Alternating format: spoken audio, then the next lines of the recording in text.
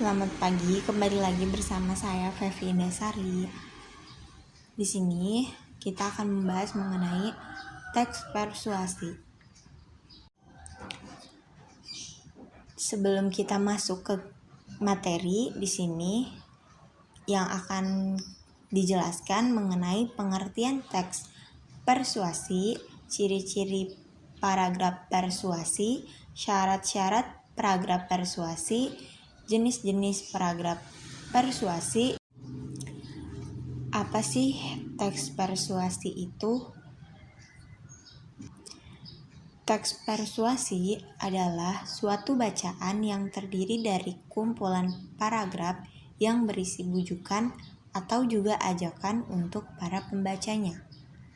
Teks persuasi ditulis oleh penulis dengan tujuan untuk meyakinkan para pembaca supaya terpengaruhi atas apa yang mereka baca sehingga mempunyai pemikiran-pemikiran yang sama. Dengan harapan mereka yang sebagai pembaca akan mengikuti serta melakukan apa yang sudah tertulis di bacaan mereka dari penulis teks tersebut. Setelah pengertian, ada pula ciri-ciri paragraf dari teks persuasi. Yang pertama, terdapat unsur ajakan, bujukan, dan himbauan yang ditunjukkan kepada para pembaca. Lalu yang kedua, ada isi paragraf disertai alasan yang kuat dengan sertakan data dan fakta. Yang ketiga, isi teks persuasi ditunjukkan supaya pembaca mempercayai dan meyakini apa yang ditulis oleh penulisnya. Yang keempat, umumnya menggunakan kata ayo, lakukan, dan mari. Yang kelima, menghindari konflik untuk menjaga kepercayaan para pembaca. Lalu ada syarat-syarat paragraf persuasi. Syarat-syaratnya yang pertama, pilihan kalimat. Hendaknya memilih kalimat yang digunakan semenarik mungkin sehingga pembaca mempercayai dan juga meyakinkan apa yang telah ditulis untuk diterima para pembaca. Lalu yang kedua adalah kemampuan mengolah emosi.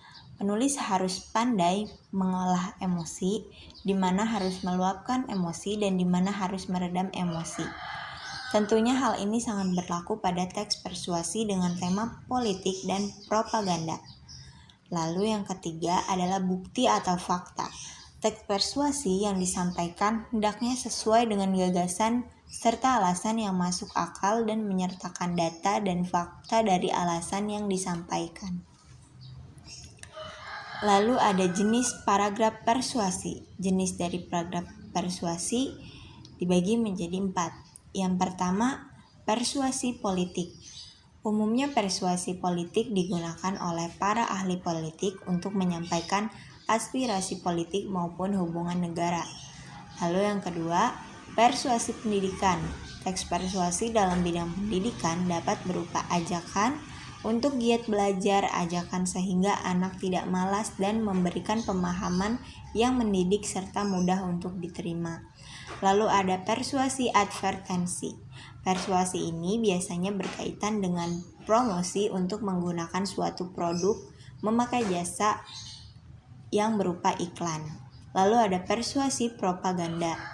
Persuasi ini bukan untuk membagikan informasi, namun bagaimana pembaca menyikapi bacaan yang dibagikan dan bertindak setelahnya. Adapun contoh teks persuasi. Contoh teks persuasi ini bertemakan lingkungan.